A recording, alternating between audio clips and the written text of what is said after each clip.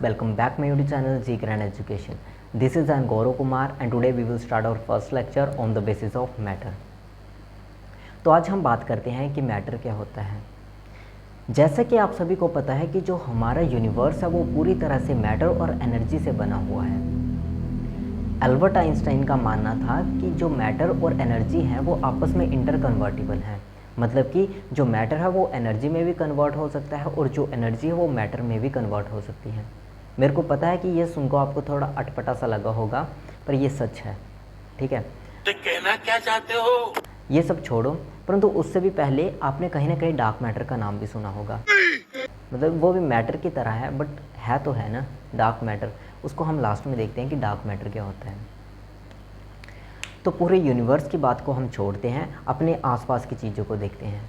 जैसे कि मैं आपके सामने हूँ, ये मेरे पीछे बोर्ड है और मेरे हाथ में मार्कर, और जिस कैमरे से मैं रिकॉर्ड कर रहा हूँ ये सभी चीज़ें मैटर से बनी हुई हैं।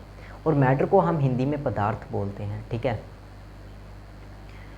तो ये सभी चीज़ें जो हैं मैंने आपको बताया, ये सभी मैटर से बनी हुई हैं, पर हर किसी चीज़ को हम मैटर में कंसीडर नहीं कर सकते, ठीक है। कुछ चीज़ें ऐसी हैं जो कि मैटर की सूची में या फिर मैटर की लिस्ट से बाहर हैं, ठीक है। हम उन सब चीज़ों को भी देखेंगे कि कौन कौन सी चीज़ें ऐसी हैं जो कि मैटर की लिस्ट में नहीं आती हैं। बट हमें उससे पहले ये पता करना पड़ेगा कि हम किन चीज़ों को मैटर बोलते हैं, कौन सी ऐसी प्रॉपर्टी हैं जो कि उस सब्सटेंस में होनी चाहिए जिसको हम मैटर बोलते हैं, ठीक है। तो सबसे पहले हम अपने आसपास की चीज़ें जो कि मैंने आपको बताया कि जो मैटर से बनी हुई हैं, जैसे टेबल, चेयर, अलमीरा, ब्लैक बोर्ड, मैं, हर कोई, ठीक है, ये सब क्या बने हुए हैं मैटर से। तो फर्स्ट प्रॉपर्टी क्या है मैटर की, that is space, occupying space. जो मैटर है वो कहीं ना कहीं किसी न किसी जगह को घेरता है, ठीक है। जैसे मैं हूँ, मैंने भी इस रूम की कोई ना कोई एरिया को ऑक्यूपाई करके बैठा हुआ हूँ या फिर खड़ा हूँ, इस लेक्चर को आपके सामने ले रहा हूँ, ठीक है। ये बोर्ड है, ये भी किसी न किसी सरफेस या फिर एरिया को घेर के बैठा हुआ है, मतलब कि कोई ना कोई स्पेस उसको ऑक्यूपाई करना ही होगा। जैसे आपको पता है कि जो प्लैनेट है वो स्पेस में है और वो भी कोई ना कोई जगह घेर के बैठे हुए हैं, ठीक है। तो ऐसी हर एक जो भी हम मैटर में कंसीडर करते हैं वो ऑक्यूपाई क्या करता है, स्पेस को ऑक्यूपाई करता ही है। तो हमें पता है कि जो चेयर है वो क्या है, मैटर है, सॉलिड है, ठीक है, और वो क्या कर रही है, स्पेस को, किसी न किसी स्पेस को घेर रही है, ठीक है। तो ये बात तो आपको समझ में आ ही गई होगी। तो सबसे पहली जो प्रॉपर्टी है मैटर की, दैट इज़ स्पेस ऑक्यूपाइंग, कि जो मैटर है हम उन्हीं चीज़ों को मैटर बोलेंगे जो कि स्पेस को ऑक्यूपाई करेगा, ठीक है। तो और दूसरी जो प्रॉपर्टी है दैट इज़ मास। आपको पता है कि जो चेयर है उसका अपना कोई मास होगा ही होगा, क्योंकि उसमें पार्टिकल्स हैं।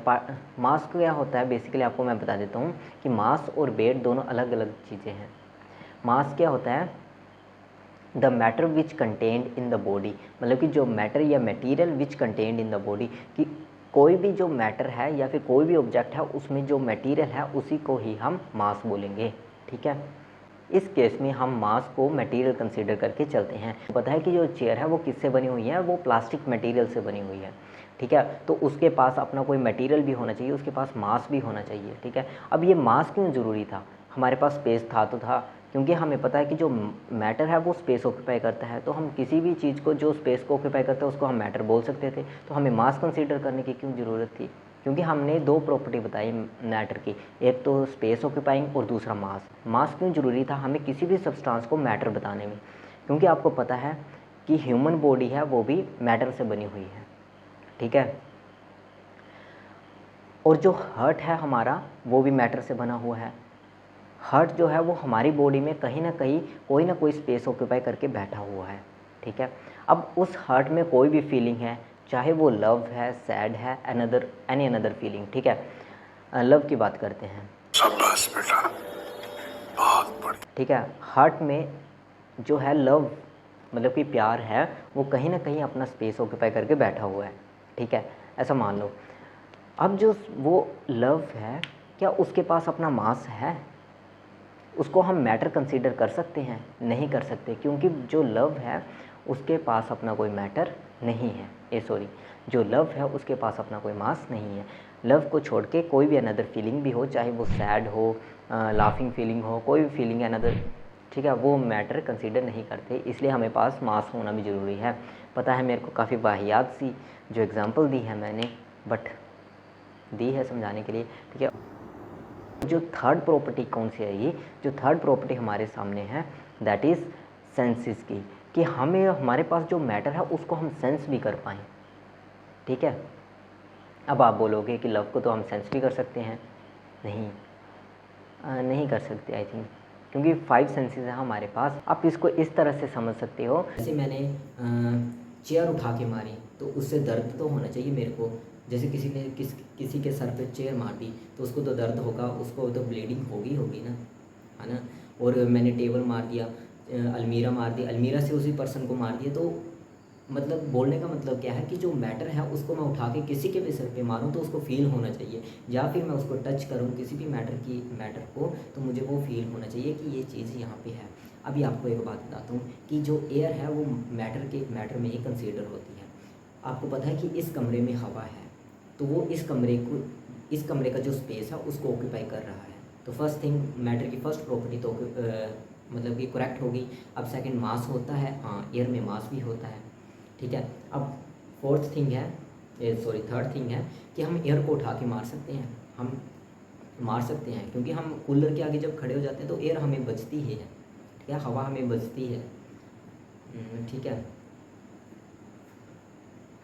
बट आपने ऐसा नहीं सोचा होगा कि मैंने प्यार को ऐसे मारा, लव को मारा और उसका सिर फोड़ दिया, ऐसे नहीं होता, क्योंकि उसके पास मास नहीं है। इसलिए लव को हम किसी भी फीलिंग को, सैड हो या लव हो या फिर कोई भी another feeling, that is not considered in matter, okay. ये जो डेफिनेशन है वो क्या होगी, matter is anything that occupy space having mass and which can be felt by any one or more senses, that is known as matter. Matter क्या हुआ है, matter क्या है जिसका अपना कोई मास है और वो कोई स्पेस को ऑक्यूपाई कर रहा है, या फिर उसको हम एक या एक से ज़्यादा सेंसेस से सेंस कर पा रहे हैं, उसको हम मैटर बोलते हैं।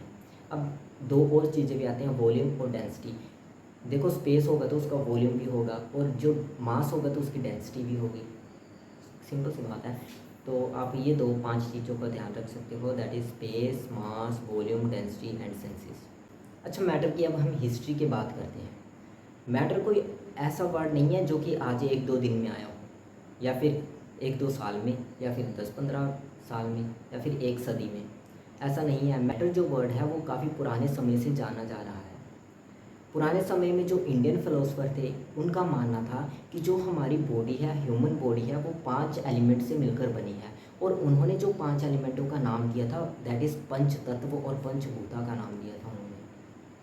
उनका मानना था कि जो हमारी बॉडी है वो इन 5 तत्वों को मिलाकर बनी हुई है, और ये जो 5 तत्व हैं ये आपकी 5 फिंगर को भी डिनोट करते हैं। तो हम देखते हैं कि जो 5 तत्व हैं वो कौन कौन से हैं, दैट इज़ एयर, स्पेस और फायर, वाटर एंड अर्थ। ये 5 जो एलिमेंट हैं उनको हम पंच तत्व बोलते हैं। अब जब ये जो एलिमेंट हैं ये आपस में मिलते हैं, और इस मिलने की प्रॉपर्टी को उन्होंने नाम दिया था पंचीकरण, जिसको आज हम क्वांटियोप्लिफिकेशन के नाम से भी जानते हैं, ठीक है। उसका जो साइंटिफिक वर्ड है उसका मतलब है क्वांटियोप्लिफिकेशन, मतलब कि mixing up of 5 elements, that is known as पंचतत्व। तो अब हम बात करते हैं कि क्लासिफिकेशन ऑफ मैटर की जो क्लासिफिकेशन है वो कैसे की गई।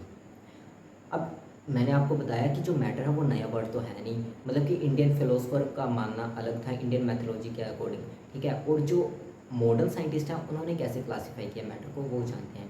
तो सबसे पहले हम बात करते हैं कि इंडियन फिलोसफर की। मैंने आपको बताया कि जो मैटर है, मतलब कि जो ह्यूमन बॉडी है, ह्यूमन बॉडी एक्चुअली में मैटर ही है, क्योंकि वो स्पेस, वॉल्यूम, डेंसिटी और जो मैंने आपको जो भी बताया मास और सेंसेस के द्वारा सेंस भी की जाती है, तो ये मैटर में आती है, ठीक है। तो ये जो हमारी ह्यूमन बॉडी है वो पंच तत्वों से मिलकर बनी हुई है। तो उन्होंने जो मैटर की क्लासिफिकेशन की हुई थी वो इन 5 एलिमेंट में ही कर दी थी। और जो मॉडर्न साइंटिस्टों का मानना था, उन्होंने जो मैटर की क्लासिफिकेशन की थी वो 2 तरह से की थी। एक जो क्लासिफिकेशन थी, उन्होंने देखा कि जो मैटर है वो देखने में कैसे है। अभी उनको पता कि जो हमारे आसपास है वो सब मैटर ही है, तो उन्होंने जब चेयर को हाथ लगाया तो दैट इज़ सॉलिड। चेयर जो होती है वो सॉलिड से बनी होती है, मतलब कि जो फिजिकल अपीयरेंस उसकी सॉलिड ही होती है, ठीक है।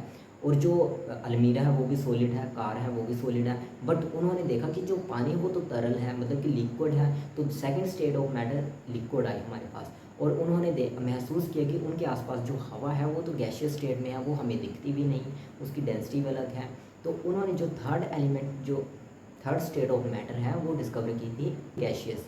और जो फोर्थ स्टेट थी मैटर की, वो फोर्थ और फिफ्थ जो स्टेट है मैटर की, वो हाल ही में डिस्कवर हुई थी। एक जो थी वो थी बोस आइंस्टाइन कंडेंसेट, और जो फिफ्थ थी दैट इज़ प्लाज्मा। ठीक है, अभी उन्होंने ये तो बता दिया कि ये हमारे आसपास जो है गैसेज है, ये सराउंड में ऐसे ऐसे है फिजिकल अपीयरेंस के अकॉर्डिंग। अब उन्होंने दूसरा जो तरीका अपनाया था मैटर की क्लासिफिकेशन के लिए, दैट इज़ केमिकल कंपोजिशन, कि ये जो मैटर है वो बना कैसे है, उनमें बॉन्डिंग कैसी है, या फिर अट्रैक्शन, फोर्स ऑफ अट्रैक्शन कैसी है उनके मॉलिक्यूल्स में। खत्म, bye bye, ta-ta, good bye, गया।